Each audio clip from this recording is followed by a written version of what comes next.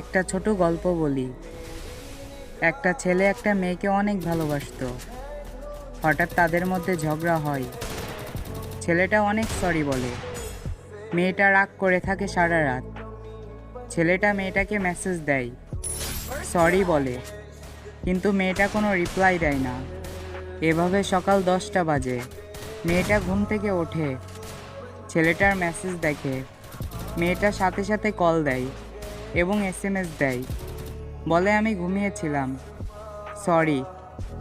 কিন্তু মেয়েটা জানতো না ছেলেটার নিথর দেহ ফ্যানের সাথে ঝুলছে।